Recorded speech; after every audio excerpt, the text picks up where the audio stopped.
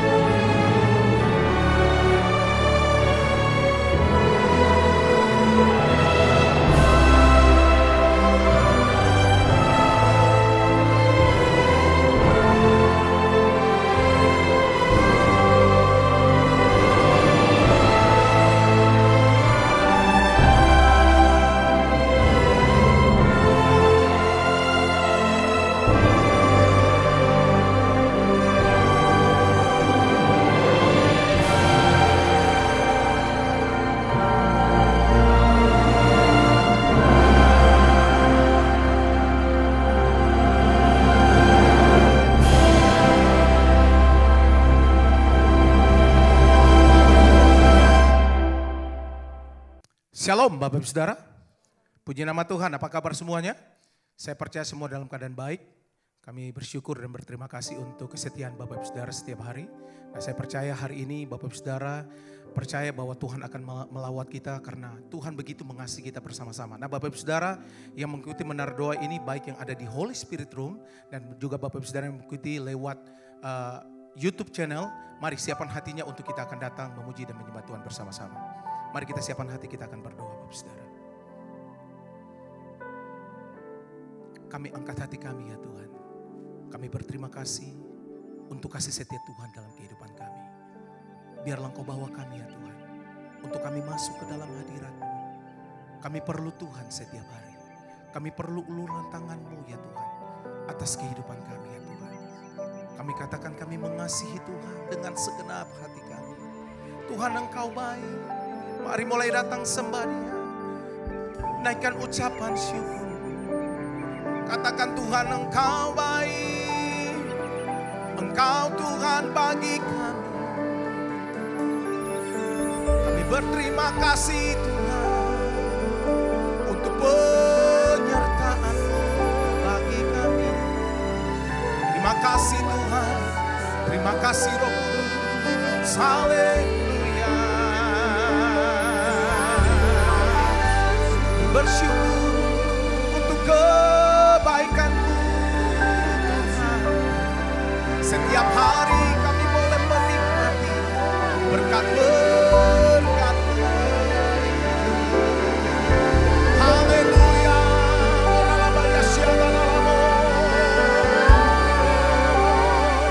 Izinkan kami Tuhan untuk kami terus ya Tuhan memuji, memuliakan nama-Mu.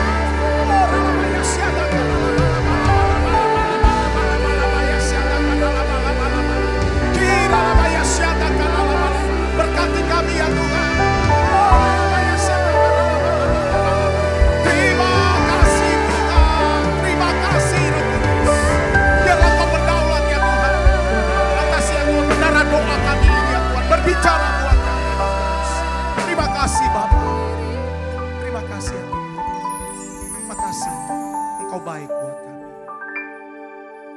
Kasih Yesus indah dalam hidupku, menghiasi hati dan jiwaku. Ku tak dapat hidup tanpa kasih-Mu Tuhan. Pegang tanganku sepanjang jalanku. Sekali lagi bersama-sama katakan, kasih Yesus. Kasih Yesus indah dalam hidupku, menghiasi hati dan jiwaku. Ku tak dapat hidup tanpa kasih-Mu Tuhan. Pegang tanganku sepanjang jalanku. Sepadia kasih Yesus mengalir dalamku, seperti sungai yang tak pernah kering. Kasih Yesus membeban hatiku, dalam kasih-Mu ku merasa teduh. Mari sekali lagi katakan, kasih Yesus indah dalam hatiku, menghiasi hati dan jiwaku. Tak dapat hidup tanpa kasih-Mu Tuhan. Pegang tanganku sepanjang jalanku. Sepadia kasih Yesus mengalir dalamku, seperti sungai yang tak pernah kering. Kasih Yesus membeban hatiku, dalam kasih-Mu ku merasa teduh. Kasih Yesus mengalir dalamku, seperti sungai yang tak pernah kering. Kasih Yesus membeban hatiku, dalam kasih-Mu ku merasa. Mari lebih lagi sembaria. Kasih Yesus mengalir dalamku, seperti sungai yang tak pernah kering. Kasih Yesus membeban hatiku, dalam kasih-Mu ku merasa teduh. Mari sembadia Bapak Ibu Saudara. Terima kasih untuk kasih Tuhan dalam hidup kami setiap hari. Kami ya Tuhan percaya Tuhan begitu mengasihi kami. Tuhan, Engkau ada buat kami setiap hari. Kami datang hari ini Tuhan. Kami berterima kasih untuk jamahan kasih-Mu dalam hidup kami. Terima kasih Roh Kudus. Mari sembadia, haleluya. Kasih Yesus mengalir dalamku, seperti sungai yang tak pernah kering.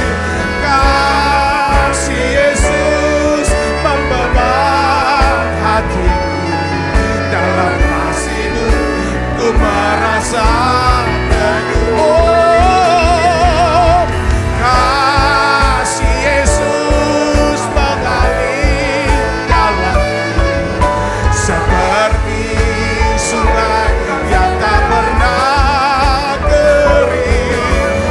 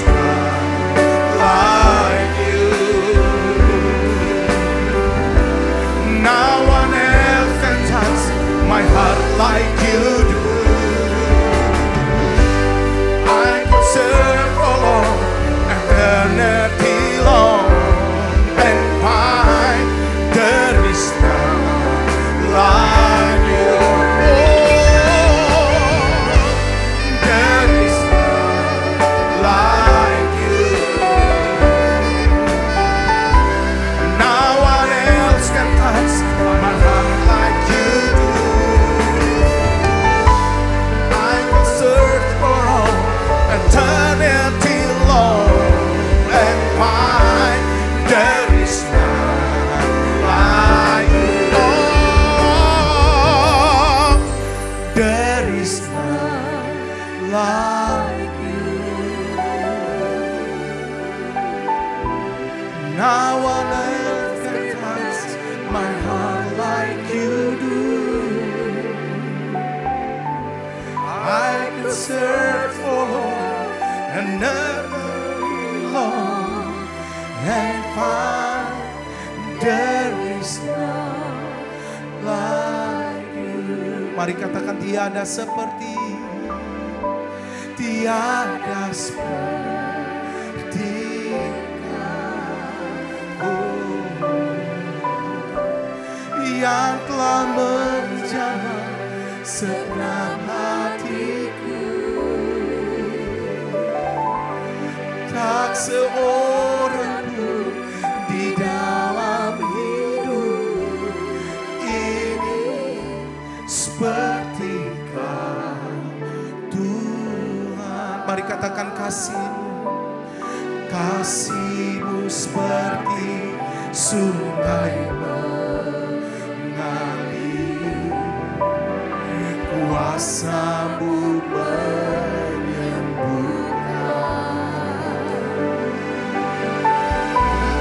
air mata pun Engkau hapuskan.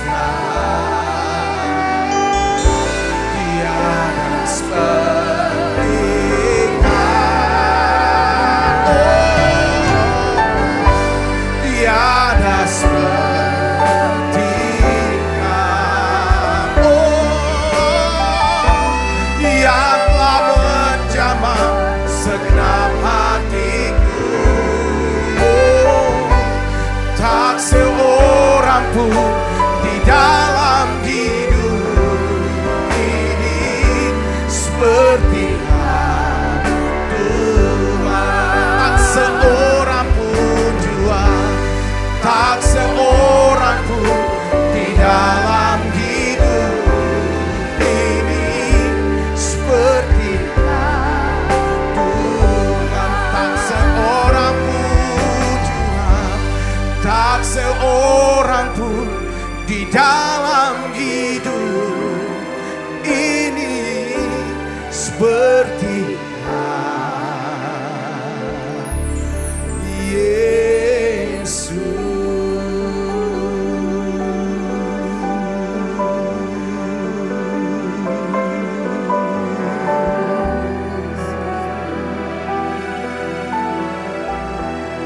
Benar Tuhan, tak seorang seperti Kau, Tuhan. Mari kita mulai sembah Tuhan. Mari bawa hidupmu, Bapak Ibu Saudara. Biarlah kasih-Nya mengalir, kasih-Nya menjamah hidupmu. Tuhan, Engkau ada bagi kami. Tuhan, Engkau baik bagi umat. Kami datang menyembah-Mu Tuhan. Kami datang sujud di hadapan-Mu Tuhan. Haleluya.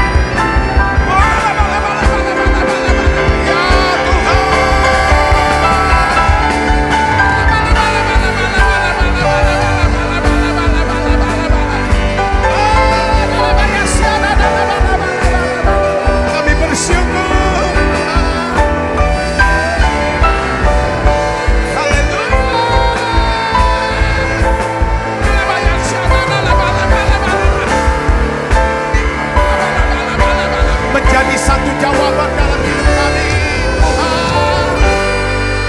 Mari sembah Dia Bapak Ibu.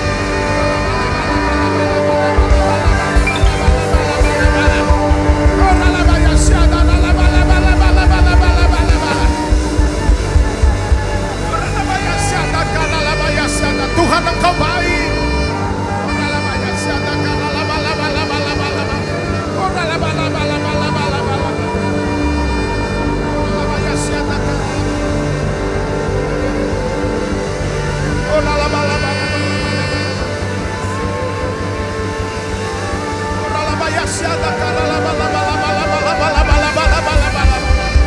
Engkau sungguh baik ya Tuhan. Haleluya, haleluya, haleluya.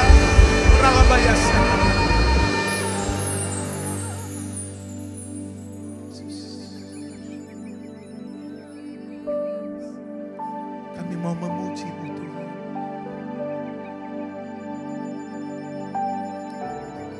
Ya Tuhan Yesus, kami perlu Engkau setiap hari dalam hidup kami Tuhan. Ulurkan tangan kasih-Mu buat kami ya Tuhan. Makasih Roh Kudus. Ya Tuhan Engkau baik. Mari bersama-sama naikkan pujian ini, katakan kami perlu Kau. Kami perlukan keajaiban-Mu. Kami butuhkan sentuhan tangan-Mu. Kami tak dapat jalan sendiri. Kami perlukan Tuhan.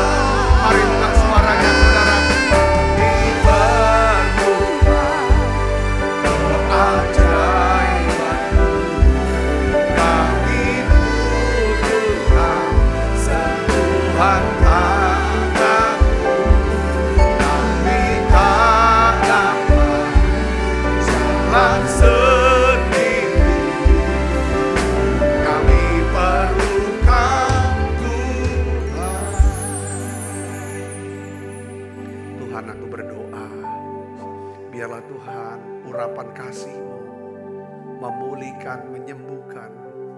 Ya Tuhan, bahkan memberkati kehidupan kami. Berikan terus kami iman Tuhan, untuk terus percaya, makin bertumbuh.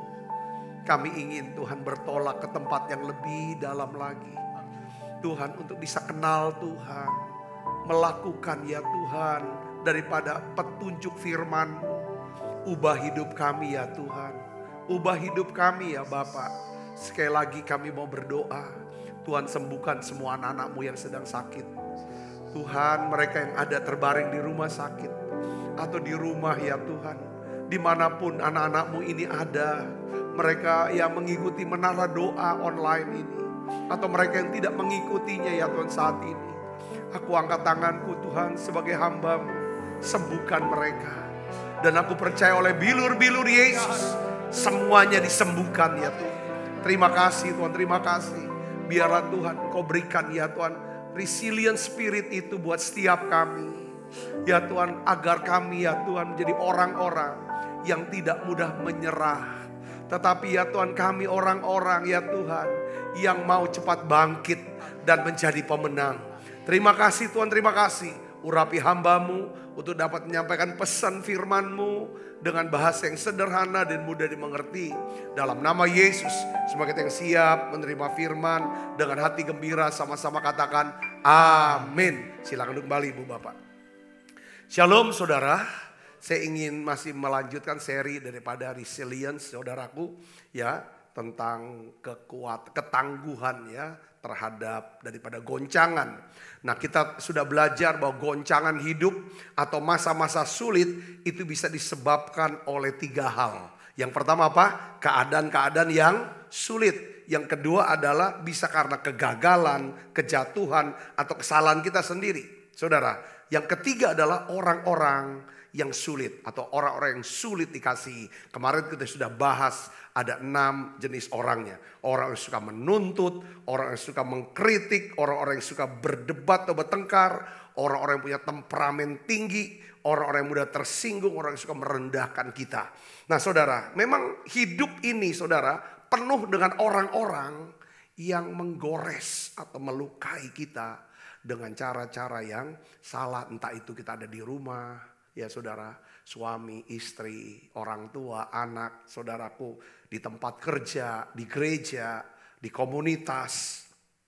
Kita semua pasti pernah bertemu setidaknya 1-2 orang yang membuat kita benar-benar gila atau stres.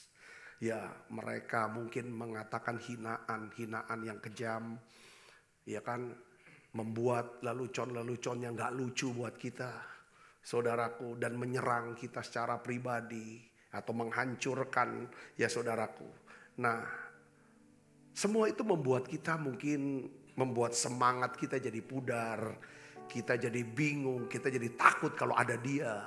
Saudara Yesus, bahkan kita kayaknya muak kalau satu ruangan dengan dia dan lihat dia. Nah, sekarang pertanyaannya adalah, ya kan, bagaimana kita sebagai orang Kristen menghadapi orang-orang yang sulit. Makanya saya berikan judul khotbah saya hari ini, yaitu bagaimana caranya mengasihi orang-orang yang sulit dikasihi. Pasti kita ketemu, saudaraku, ya kan. Nah, Tuhan tuh memanggil kita, Kristus tuh memanggil kita untuk mengasihi tanpa pamrih dan tanpa henti. Tanpa pamrih, tanpa henti. Dan saya tahu bahwa kita tidak mungkin bisa mengasihi, ya kan saudaraku, ya kan, dengan kasih Kristus yang tanpa pamrih, tanpa henti. Saudaraku, gak mungkin bisa. Gak mungkin bisa kita mengasihi orang-orang yang sudah melukai, menyakiti kita. Tidak bisa, saya yakin tidak bisa. Ya kan, makanya saya selalu pegang Yohanes pasal 15. Kamu tidak akan dapat berbuat apa-apa. Kamu tidak akan pernah bisa berbuah, menghasilkan sesuatu yang baik kalau kamu tidak tinggal di dalam aku. Nah, disitulah pentingnya kita harus tinggal dalam Tuhan. Artinya apa? Mendoakan, berdoa. Kita harus mendengarkan pengajaran-pengajaran firman Tuhan, membaca firman Tuhan. Nah, ada satu perintah dari Tuhan, saudara. Ini yang sangat penting buat kita untuk renungkan pada hari ini, saudara. Sepanjang minggu ini, ya kan, sepanjang bulan ini. Matius 5 ayat 43, 44 dan 46. Kita baca sama-sama. Ini pesan yang jelas, saudaraku, buat setiap kita. Ya, kita baca sama-sama. 1, 2, 3. Kamu telah mendengar firman, kasihilah sesamamu manusia dan bencilah musuhmu. Nah, ini itu hukum Taurat, saudaraku. Tapi Tuhan mengajarkan sesuatu yang baru, yang berbeda, perintah yang baru, petunjuk yang baru buat kita. Tuhan Yesus tetap, ayat 44 katakan apa? Baca yang keras. 1, 2, 3. Tetapi aku berkata kepadamu, kasihilah musuhmu. Nah, kasihilah musuhmu. Dan berdoalah bagi mereka yang menganiaya kamu. Apabila kamu mengasihi orang yang mengasihi kamu, apakah upahmu? Ya sama aja. Nggak ada ini upah dari Tuhan ya, maksud saya, ya kan? Ya, memang pengertiannya begini kan, ya kan, kalau orang dunia, ya kan, berpikir punya prinsip orang baik sama kita akan baik sama mereka. Oh, dia orang dunia. Kalau orang jahat sama kita, maka kita akan lebih jahat dari mereka. Itu orang dunia, saudaraku. Tapi yang lebih ngeri lagi adalah orang dunia yang dikuasai setan. Tapi bisa gak orang Kristen dikuasai setan? Bisa. Pasti dia punya prinsipnya begini, saudara. Ya kan? Kalau orang jahat, kita balas dengan kejahatan. Kalau orang baik, kita balas dengan kejahatan. Nah, itu orang yang kesetanan. Tapi anak Tuhan, ini firman Tuhan yang kita mau belajar hari ini adalah, saudaraku, diajarkan oleh Tuhan apa saudara? Kasihilah musuhmu dan berdoalah bagi mereka yang menganiaya kamu. Nah ini caranya gimana? Kemarin kita sudah bahas, ya kan? Yang pertama, kita mengasihi orang-orang yang sulit. Yang pertama adalah kita harus menolak untuk menjadi apa? Tersinggung dan menjadi marah. Saudaraku, karena kita sudah belajar, ya kan, banyak hal bahwa orang tuh bisa nyakitin kita dari perkataannya, perbuatannya, saudaraku. Ya kan, dia menghina, dia merendahkan, dia lakukan apa yang dilakukan itu. Sebenarnya kita sudah belajar kemarin, ya kan, sebenarnya hal itu dia mau tunjukkan tentang siapa diri dia sebenarnya. Kalau kita bisa melihat di balik dari para perkataan dan perbuatan mereka yang menyakitin kita. Kalau kita bisa lihat dengan mata cinta kasih. Setiap orang-orang yang suka melukai orang lain, sebenarnya dia ini sedang ada dalam masalah. Dia sedang ada dalam kesedihan. Dia sedang dalam luka-luka. Mungkin dia hidup bersama dengan seseorang yang terus ngepres dia, neken dia. Atau mungkin dia sedang bergumul dengan penyakitnya, masalah keuangannya, masalah anaknya, masalah keuangan, segala macam yang kita tidak tahu. Saudara, orang-orang terluka cenderung akan melukai orang, khususnya orang yang dekat dengan dia. Makanya seringkali kita harus ketemu dengan orang-orang, ya kan, yang sulit, yang bikin kita jadi stres, jadi gila karena dia. Nah, hari ini kita akan belajar, saudaraku, bagaimana caranya. Yang kedua dan yang ketiga kita belajar. Yang pertama adalah, hari ini yang pertama maksud saya, atau yang kalau urut dari kemarin, yang kedua. Kita tidak perlu menunggu permintaan maaf dari mereka untuk mengampuni mereka. Katakan amin. Gak usah tunggu. Saudaraku, gak usah tunggu. Langsung aja maafin.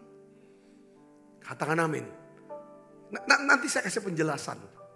Saudara, karena setiap kali apa yang kita mau katakan, kita mau buat, itu harus berdasarkan satu pengertian. Inilah yang bisa mendorong kita untuk melakukan sesuatu. Ya kan, yang sulit menurut kita. Nah, saudara coba pikir di sini. Mengapa kita tuh masih punya luka-luka atau trauma-trauma yang tidak sembuh? Saya kasih contoh. Seseorang yang pernah dikhianati karena dia pernah mempercayai orang, seseorang atau beberapa orang. Dengar baik saudara, dia sering berkata, aku udah gak bisa percaya lagi sama orang. Saya gak akan pernah mau percayakan lagi orang seutuh-utuhnya. Kata-kata itu menunjukkan yang di dalam adalah dia punya luka belum sembuh. Dia masih ada trauma-trauma. Dan hal ini akan, saudara tahu, menghalangi untuk hidupnya berbuah lebat. Menghalangi daripada karya Tuhan. Di mana Tuhan ingin memakai orang ini. Itu untuk satu pekerjaan-pekerjaan yang besar. Tapi karena dia mengalami trauma, dia tidak mau buat apa-apa. Karena kita gak akan pernah bisa melakukan pekerjaan yang besar, saudara, dengan kekuatan diri kita sendiri. Atau kita kerja sendiri, kita butuh orang-orang. Kita perlu pintar membangun hubungan, relasi. Saudara bisa mengerti sini, katakan amin. Ya, orang-orang yang menyimpan luka dan trauma, saudaraku, itu karena kita masih menyimpan apa? Kebencian. Kita menyimpan kesalahan mereka. Kita menolak mengampuni dengan alasan apa? Aku mau tunggu permintaan maaf dari mereka. Kalau kita tungguin permintaan maaf mereka, saya yakin kayaknya mereka nggak akan pernah mau datang untuk minta maaf sama kita. Saya sudah banyak kok. Saya sudah banyak kali. Saya melihat orang-orang yang berbuat salah, menyakiti, berbuat kejahatan. Gak pernah datang ke saya, minta maaf. Jarang. Kalau kita nungguin mereka, saudara, kita jadi orang bodoh. Nyimpen kesalahan orang, nyimpen kebencian dalam hidup kita. Saudaraku, padahal dia sendiri, mereka itu sendiri, saudara. Mereka tidak mengetahui kalau mereka tuh sudah nyakitin kita. Mereka tuh tidak nyadari kalau mereka itu sudah lakukan sesuatu yang melukai kita. Katakan amin. Dia happy-happy. Saudaraku, dia pesta. pora dengan sukacitanya. Kita berpesta dalam kesedihan kita. Saudaraku, jadi kalau kita terus nunggu kapan dia minta ampun, minta maaf. Akhirnya kita hidup dengan apa? Kebencian. Padahal mereka sudah lupa apa yang mereka sudah katakan, apa yang mereka sudah buat. Saya ingin beritahu, saudara, banyak orang setuju saya. Kita harus, ya kan, makan makanan, ya kan, yang jangan sampai membuat tubuh kita jadi sakit. Wah, makan makanan yang ini makanan tidak boleh dimakan. Makanan ini akan menyebabkan kanker, ya kan, usus buntu, serangan jantung, apa? Saya pikir itu bagus ya, tetapi ada yang lebih bagus. Saudara perhatikan, bukan cuma apa yang saudara makan, tetapi apa yang bisa memakan saudara. Saudara tahu namanya apa? Apa yang bisa makan kita? Kebencian. Kebencian. Ya kan? Hati yang menolak untuk apa? Mengampuni. Kebencian itu merusak dan melukai diri kita sendiri. Bukan melukai mereka yang berbuat salah sama kita. Kebencian itu ibarat kita meminum racun maut. Lalu kita mengharapkan racun itu membunuh mereka. Makanya Tuhan tuh berikan perintah. Ya ke saudara, tuntunan Tuhan untuk berikan perintah. Supaya kita bisa, ya ke saudara Kristus, hidup, menjalani hidup dan bisa menjalani hidup dan mendapatkan hidup yang apa? Makarios. Ya, berhasil, beruntung, berbahagia. Dan kita bisa menjadi yang terbaik menurut daripada kehendak Tuhan. Katakan amin saudaraku. Jadi ini kita belajar sama-sama saudaraku. Kita harus cepat mengampuni tanpa menunggu permintaan maaf mereka. Supaya kita tidak menyimpan apa? Kebencian yang dapat memakan, menghancurkan hidup kita. Katakan amin. Ini penting. Gak ada gunanya saudara gak makan ini, gak makan itu. Saya pernah dapat gak seliweran di media sosial saudara. 2 orang wanita, yang satu vegetarian, orang bule sih. Yang satu ya babi ya dimakan, ya seafood dimakan, apapun dimakan. Saudara, sekian puluh tahun kemudian dijejerin, itu umurnya 50-an lebih. Seumuran kayak saya, mau dekat 60. Yang vegetarian itu tua, kurus, sakit. Yang makannya saudara, enggak ini dikatakan, itu seger sehat, awet muda saudara. Dia mau ngomong, ya kan, jangan terlalu memuliakan makanan-makanan yang tidak boleh dimakan dan harus dimakan. Yang paling penting adalah harus kita perhatikan apa yang bisa memakan kita. Katakan amin. Jaga hatimu, jaga pikiranmu dengan segala kewaspadaan. Karena dari situlah terpancar kehidupan. Apa yang saudara pikirkan terus, itu yang akan menentukan hidup. Katakan amin. Saya sayang, saya lupa itu. Saya mau screenshot itu, foto itu, ya kan? Cocok untuk khotbah kayak gitu. Tolong udah cariin deh saudara ayah, apa namanya gambar itu. Ini kisah nyata, ada orangnya, saudaraku. Kolose 3 ayat 19 Kolose 3:13 ini perintah Tuhan. Ini tuntunan firman Tuhan buat kita. Kita baca sama-sama. 1, 2, 3. Sabarlah kamu seorang terhadap yang lain. Sabarlah kamu seorang terhadap yang lain. Ampunilah seorang akan yang lain. Apabila seorang menaruh dendam terhadap yang lain, sama seperti Tuhan telah mengampuni kamu, kamu perbuat jugalah demikian. Katakan amin. Sulit untuk kita bisa sabar, tapi kita akan bisa lebih sabar kalau kita selalu berpikir seperti Rasul Paulus di dalam surat Timotius berkata bahwa di antara orang berdosa, akulah yang paling berdosa. Dan Tuhan Yesus Kristus telah menunjukkan seluruh kesabarannya kepada saya. Sehingga saya bisa jadi sabar sekarang. Saya tuh lebih bisa sabar.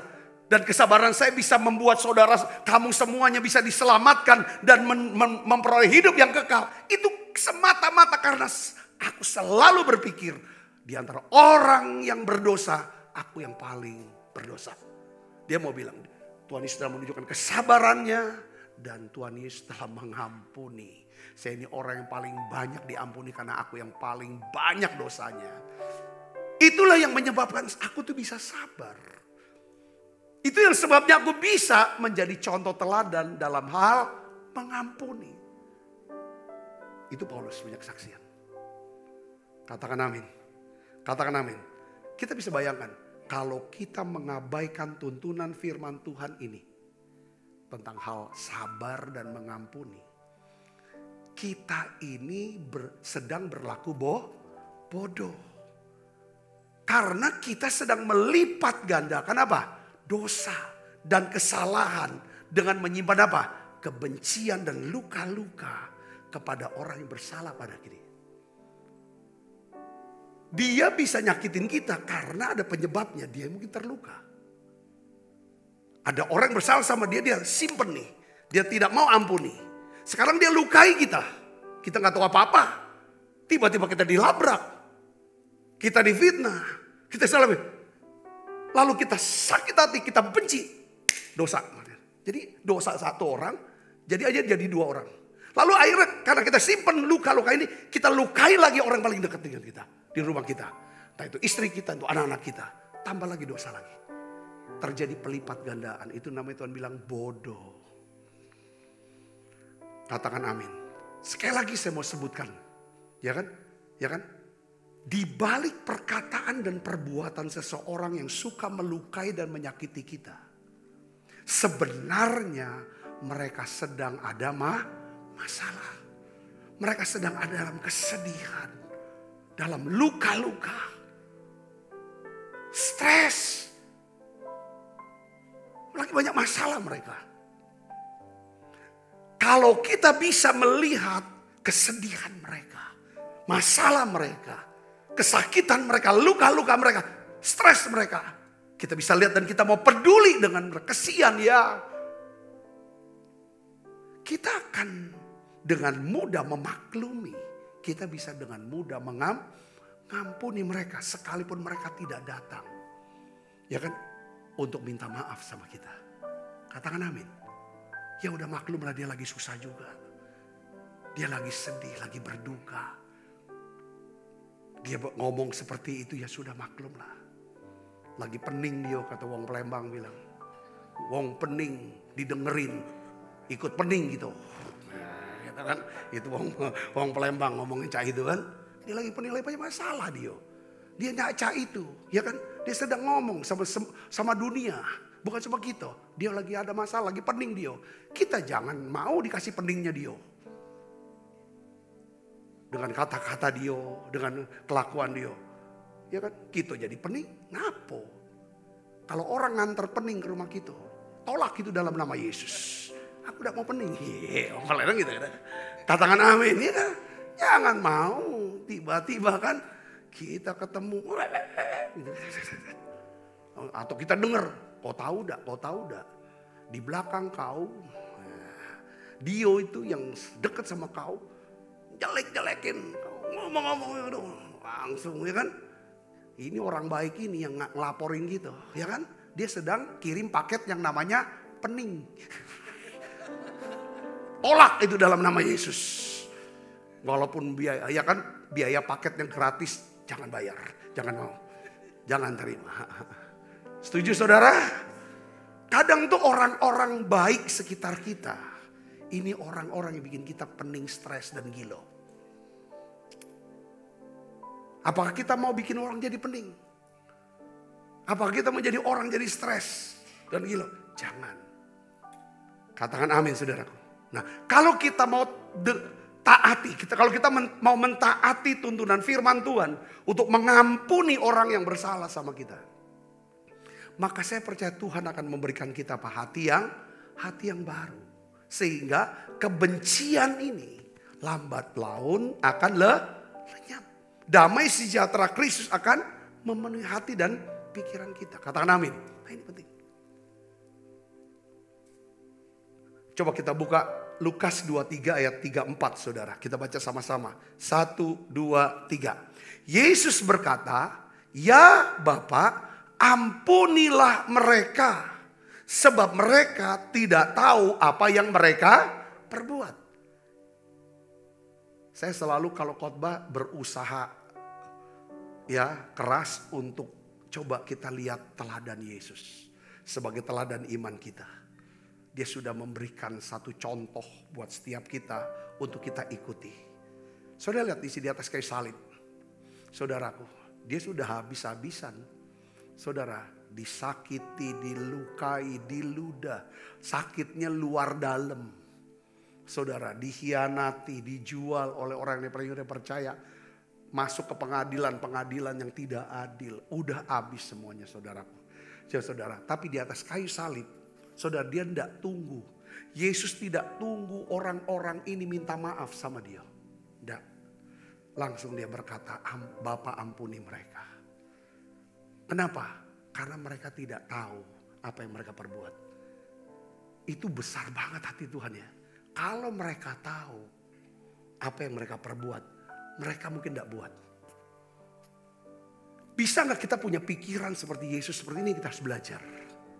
Kalau dia tahu apa yang dia perbuat, mungkin dia tidak menyakiti saya. Saya bisa ngerti, katakan amin. Ya jelaslah kalau orang-orang itu tahu Yesus itu Tuhan yang akan menentukan, ya kan, sorga atau neraka, dihukum atau tidak dihukum. Tidak berani. Karena mereka tidak kenal Yesus. Makanya mereka tidak takut sama Yesus. Makanya kan roh pengenalan sama roh takut akan Tuhan itu seperti koin mata uang. Saya ngerti. Orang itu bisa takut akan Tuhan karena dia kenal siapa Tuhan. Bukan cuma Tuhan baik, tapi Tuhan juga api yang menghanguskan. Saya bisa ngerti. Katakan amin saudara. Ini penting kita harus tahu. Roh pengertian pasti sebelahnya apa? Hikmat. Hikmat dan pengertian. Roh Tuhan, roh pengertian, roh hikmat. Roh keberanian, keperkasaan, dan roh nasihat. Kita bisa menasihati orang karena ada roh keperkasaan. Saya bisa ngerti, katakan amin. Jadi ini penting, saudara sudah tahu di sini, ya kan? Jadi kita akan memiliki kemampuan untuk mengampuni tanpa menunggu permintaan maaf. Kalau kita mengerti, kita ngerti bahwa Tuhan Yesus telah mengampuni kita, mengampuni dosa dan kesalahan kita, bahkan sebelum kita minta pengampunan dari dia. Saya bisa di sini, katakan amin. Jadi kalau kita memiliki kemampuan untuk mengampuni tanpa menunggu orang lain minta maaf sama kita, kita akan menjadi orang yang sulit tersinggung. Ya, dan menjadi marah dengan orang-orang yang menyakiti kita. Saya bisa dikatakan amin, ya kan? Kita tidak, kalau hubungan dengan sesama, kita tidak boleh tersinggung dan marah terluka. Tapi ada banyak alasan-alasan kemarin saya bahas untuk kita boleh marah dan tersinggung. Yaitu apa saudara? Tentang apa? Tentang kelaparan dari orang yang gak bisa makan. Tentang ketidakadilan, kesewenang-wenangan, rasis. Itu boleh kita tersinggung dan marah. Saya bisa ngerti, katakan amin. Kebodohan, ya kan? Yang kita perlu entaskan. Nah itu boleh. Saya bisa ngerti sini, katakan amin. Yang pertama, jangan, harus cepat ampuni. Tidak perlu orang minta maaf sama kita. Saya waktu di Jakarta bawa koper tuh 6 saudaraku. Bongkar pulang dari itu Amerika kemarin, koper udah masuk troli. Tiba-tiba seorang bapak nyenggol. Duk.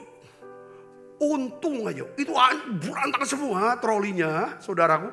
Untung saja tidak niban atau tidak kena daripada istri saya Bu Andit. Lalu satu yang kayak porter atau apa, dia bilang, ini orang sudah jatuhin koper, bahkan hampir bahayain orang, nggak minta maaf lagi. Ngomong gitu. Saya bilang, Mas, dia tuh nggak sengaja pasti, saya bilang gitu aja. Saya mau lakukan ini. Dia pasti nggak sengaja, dia nggak tahu, nggak mungkin dia sengaja. Ya kan, dia nggak perlu minta maaf karena dia nggak sengaja, saya bilang gitu. Kalau orang nggak sengaja ya nggak apa-apa. Kalau orang hilaf ya nggak apa-apa. Ya biarin, dia nggak perlu minta maaf. Cepet aja langsung maafin. Maksud saya, kita harus langsung maafin mas. Saya bilang gitu kan. Ya namanya orang gak sengaja. Orang hilap. Masa mau dituntut? Coba bayangin kalau kita gak sengaja. Kita hilap, kita minta. Ya kan saudara? Kita langsung dimaafin tanpa harus minta maaf. Kita kan bahagia. Waktu kita dimaafkan. Sebenarnya kita sedang dibebaskan. Dari apa? Dari hukuman. Saya bisa ngerti, katakan amin. Kadang-kadang kita cuma lihat dari sisi kita. Kita harus lihat dari sisi orang. Itu yang pertama. Saudaraku, ya kan bagaimana cara kita mengasihi orang-orang yang sulit untuk dikasih. Yang kedua adalah, saudara, ini yang kedua ini langkah yang lebih sulit dari langkah yang sebelumnya.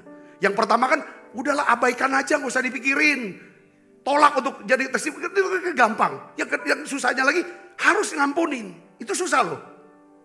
Yang ketiga, ini yang paling susah. Yang saya juga harus belajar, yang ini. Kita harus belajar, jujur saudaraku. Ini berat. Saya khotbah, ini bukan berarti saya sudah dapat angka 100 saudara. Ya kan, tapi saya berani khotbah, paling enggak saya dapat selah. Kalau dikasih nilai 60-70. Karena enggak mungkin kita bisa lakukan firman kalau kita tidak doakan. Katakan amin saudaraku. Ada satu kemarin sharing sama istri saya. Dia bilang kenapa ya? Ya kenapa ya? Kok orang itu ya kayaknya kelihatannya dekat sama Tuhan.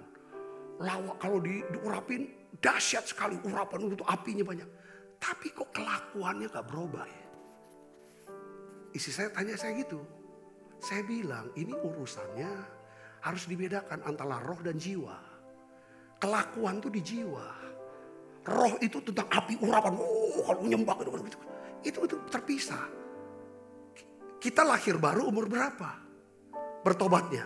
Roh kita nih baru lahir. Kalau saudara lahir barunya umur 50. Jiwa saudara tuh udah berusia 50 tahun. Rohnya baru lahir. Jiwa ini menganiaya roh sering. Itu antara seperti Sarah dan Hagar. Saudara, anak Ismail dan Ishak. Jadi makanya ini perlu nih rohnya ini cepet. Roh harus kasih makan lebih banyak. Ini jangan dikasih makan ini jiwa nih. Kedagingan ini. Pola pikir-pikir yang lama. Ganti terus. Jadi untuk bisa itu harus didoakan. Saya ini orang suka gosip misalnya. Saya ini orang yang susah ngampunin orang misalnya. Itu yang tiap hari kalau dalam lawatan Roh Kudus tolong aku supaya aku diberikan kekuatan, kemampuan untuk bisa ngampunin. Aku ini orangnya keras, lembutkan aku. Tuhan aku ini orang gosip, nyenyes, suka ngomongin orang, jelekin orang. Tolong Tuhan di mulut ini, tolong Tuhan jamah. Seperti engkau pernah menjamah Yesaya. Iya kan? Ya kan, jamah lidahku. Kau juga pernah jamah lidah Petrus. Ubah dengan ubah hati. Kalau kita gak pernah doakan kelakuan kita yang orang lain tuh sudah tahu. Ini loh titik lemah kita. Gak pernah kita doakan. Kita gak akan pernah berbuah. Gak ada buah yang dihasilkan. Cuman dapat seperti kayak tanah. Ini tanah. Saudara punya ladang pertanian. Ya kan. Dari keras tandus. Cuman dapat hujan. Urapan, hadirat, doa. Itu seperti hujan aja. Kan harus perlu ada di apa? Ditanam benih. Ngerti saudara? Supaya ladangnya itu ada menghasilkan buah. Dan dapat hasil. Kalau cuma tiap hari dilawat. Tetapi dia gak pernah tanam yang namanya benih firman. Untuk bisa ngubah hidupnya. Kelakuannya itu sama. Saya bisa ngerti? Katakan amin. Karena roh ini harus nyantel dengan selaras dengan jiwa. Ya kan? Jiwa selaras dengan roh. Nah oleh karena itu yang kedua ini yang berat. Kita harus belajar makanya saya bilang. Yang kedua adalah kita harus menolak untuk apa? Menggosipkan mereka. Ini harus kita doakan. Ini berat saudara. Kenapa? Saya bilang langkah ini susah dan berat. Sebab coba saudara dengar baik sini. Saudara perhatikan ini. Saat kita dilukai. Saat kita disakiti, kita tuh cenderung mencari orang yang bisa diajak apa? Curhat. untuk menggosipkan mereka yang bersalah kepada kita. Coba kau bayangkan saja. Coba kalau kau nih jadi aku. Dia ngomong gini. Dia buat gini. Padahal orang ini, ya saudara, nggak ada kaitannya dengan masalah kita. Dan orang ini juga nggak bisa menyelesaikan masalah kita dengan orang itu. Itu namanya gosip. Jadi gosip itu berbagi informasi dengan seseorang yang bukan bagian dari masalah dan bukan bagian dari solusi dari. Yang ada kaitannya. Saudaraku Yesus, gosip itu sebenarnya bentuk pembalasan, balas dendam kita kepada orang yang bersalah. Supaya ada orang-orang tuh tahu bahwa betapa jahatnya dia. Jadikan dia juga musuh.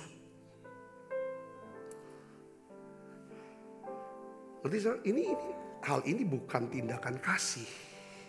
Betul gak saudaraku? Ini yang saya belajar di pewahyuan baru saya dapat. Setuju gak saudara? Katakan amin.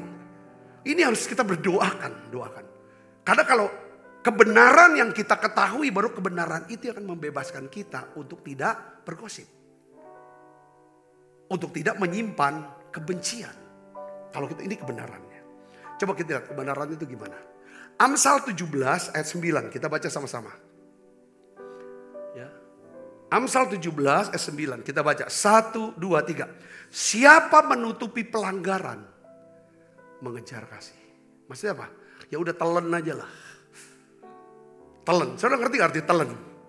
Dia ngomong. Perkataan dia, perbuatan dia. Aduh udah. Ini belajar kita telan aja, kita bawa ke Tuhan. Tuhan, aku ampuni dia. Sembuhkan saya. Pulihkan saya. Ya, itu namanya kita sedang mengejar kasih. Kasih itu harus dikejar. Saudara, harus dikejar. Ya kan? Amsal bilang, Paulus juga dalam 1 Korintus pasal 14, kejarlah kasih. Ya.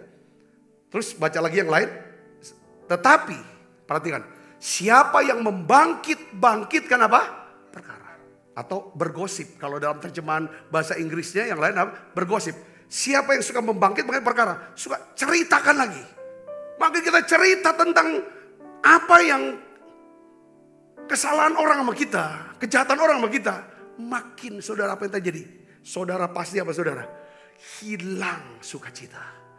Hilang damai sejahtera. Saya sering ngalamin itu. Karena saya suka melakukan itu. Dan ini saya bertobat benar. Iya Tuhan, aku gak mau kehilangan sukacita. Aku ini bikin, kalau ini bikin apa saudara? Kalau bensin atau baterai dalam itu bikin ngedrop. Kalau kita gosip. Besok sih kita bahas. Ya kan? Kenapa kita bensin kita atau baterai dalam diri kita, roh kita, saudara, sukacita kita damai sejahtera, kok sering ngedrop. Dan kita hidup dalam tanpa baterai, tanpa power, tanpa kuasa. Sehingga akhirnya apa? Kita mudah tersinggung, kita mudah marah, maka kita jadi tipe 6 orang yang kita yang jadi darinya kita dibuat gila sama orang, jadi kita yang bikin gila orang. Kenapa? Karena kita hidup dengan apa?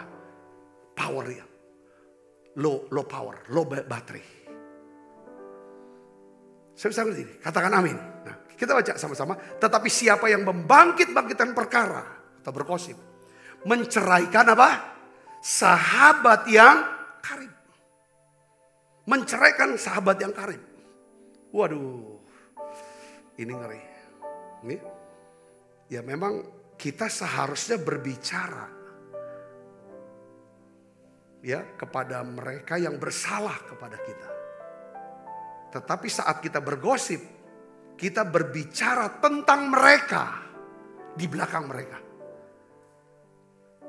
Gosip itu sangat merusak, saudara. Gosip itu bisa merusak gereja, merusak keluarga, merusak bisnis, merusak karir, merusak hidup kita. Gosip itu apa? Memisahkan sahabat yang terdekat. Saudara. Nah, saya ingin beritahu tentang gosip ya. Hal terburuk dari gosip adalah ketika kita bergosip tentang orang yang bersalah sama kita. Saudara, ini perhatikan ini saudara. Ini dapat pengertian baru saya. Ya kan? Kita menjadikan dia itu sebagai apa? Pemenang dalam hidup kita. Maksudnya, kalau kita bergosip terus, kita cerita tentang luka kita, kejahatan dia karena melukai kita. Kita tuh menjadikan dia sebagai apa? Fokus perhatian kita. Fokus pembicaraan kita. Lalu kita jadikan dia sebagai orang yang mengendalikan perasaan kita sepanjang hari. Dengan bergosip tentang mereka. Jadi jangan izinkan mereka bertahta di pikiran dan hati kita. Dengan terus bergosip tentang dia. Kita seharusnya berbicara tentang hal-hal yang baik, hal-hal yang berguna, hal-hal yang penting yang dapat kita lakukan atau wujudkan dalam hidup kita. Kalau kita menolak bergosip, membicarakan kesalahan mereka, kita sebenarnya sudah mengampuni dan membebaskan mereka dari kesalahan mereka. Katakan amin. Saya tutup dengan satu ayat ini saudara. Ya, sebagai penutup 1 Petrus 3 ayat 9 sampai 10. Kita baca sama-sama. 1, 2, 3. Janganlah membalas kejahatan dengan kejahatan. Atau caci maki dengan caci maki. Tetapi sebaliknya hendaklah kamu memberkati. Karena untuk itulah kamu dipanggil. Yaitu untuk memperoleh berkat. Sebab, baca yang keras, siapa yang mau mencintai hidup dan mau melihat hari-hari baik, ia harus menjaga lidahnya terhadap yang jahat dan bibirnya terhadap ucapan-ucapan yang menipu. Saudara, saya mau katakan begini. Bukankah panggilan hidup kita adalah untuk memperoleh berkat? Katakan amin saudara. Panggilan hidup kita untuk memperoleh berkat. Oleh karena itu, Alkitab katakan apa saudaraku? Ya kan? Ya kan? Untuk itulah kamu dipanggil untuk memperoleh berkat. Hendaklah kamu memberkati. Memberkati. Katakan, tulis di live chat saudara. Katakan, hendaklah kamu memberkati. 1, 2, 3. Hendaklah kamu memberkati. Sebab panggilan hidup saya adalah untuk memperoleh apa? Berkat. Katakan amin. Jadi kita harus ambil keputusan. Ya kan? Kita harus mengalihkan perkataan gosip menjadi perkataan berkat. Sebagaimana firman Tuhan. Ya kan? Yang mengatakan di atas. Hendaklah kamu memberkati. Karena untuk itulah kamu dipanggil. Yaitu untuk memperoleh berkat. Kalau saudara coba renungkan baik-baik pesan ini. Dengarkan terus, coba ulang-ulang. Catat saudara. Doakan. Saya yakin. Ya kan, di bulan ini saudara akan melihat kemenangan dari Tuhan. Katakan amin. Mari kita tundukkan kepala kita. Kita akan berdoa bersama-sama. Oke, kita berdiri dulu saudaraku. Kita akan siapkan diri untuk makan perjamuan kudus. Mari kita akan berdoa saudaraku. Bapakku berdoa di dalam nama Tuhan Yesus. Tuhan, sembuhkan setiap luka-luka. Setiap trauma-trauma. Ya Tuhan, dalam hidup kami. Tuhan, ajar kami untuk bisa mengampuni. Dengan kami bisa melihat bagaimana Tuhan Yesus telah menunjukkan kesabaran. Dan mengampuni kami, menerima kami. Bahkan sebelum kami minta pengampunan dari Tuhan. Hari ini ya Bapa, dalam nama Yesus, ampuni dosa kami. Kalau kami suka bergosip ya Tuhan. Yang menyebabkan hubungan kami satu dengan lain jadi rusak. Merusak daripada gereja, pelayanan. Merusak daripada bisnis ya Tuhan. Kantor, hubungan, dan lain sebagainya. Ajar kami Tuhan. Untuk bisa ya Tuhan. Mengucapkan perkataan berkat. Karena untuk itulah kami dipanggil. Yaitu memperoleh berkat dari Tuhan. Aku berdoa ya Bapa dalam nama Yesus. Biar Engkau memberkati setiap anak-anak-Mu ini. Engkau memberkati tangan-tangan yang membawa persembahan. Untuk mendukung pelayanan ya Tuhan. Daripada gereja ini, menara doa ini. Supaya terus berkelanjutan ya Bapa. Biar ya Tuhan menara ini biar Engkau pakai Tuhan. Engkau berikan terus pengajaran-pengajaran. Pewahyuan-pewahyuan. Yang mengubahkan kami ya Tuhan. Terima kasih. Engkau perbaharui pikiran kami. Sehingga ya Tuhan hidup kami diperbaharui. Engkau perbaharui hati kami ya Tuhan. Supaya ya Tuhan hati kami penuh dengan kasih-Mu. Terima kasih banyak Bapa. Sebentar kami akan makan perjamuan kudus. Biarlah Engkau kuduskan setiap kami. Dalam nama Yesus kami berdoa. Haleluya. Amin. Kasih Yesus mengalir dalamku seperti sungai yang tak pernah kering. Kasih Yesus membebat hatiku, dalam kasih-Mu ku merasa. Kita angkat saudara.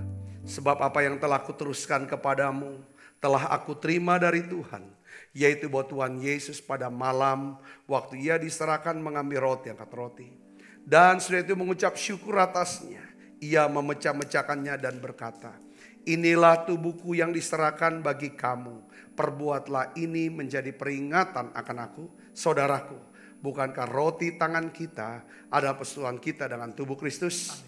Mari kita makan dalam nama Yesus.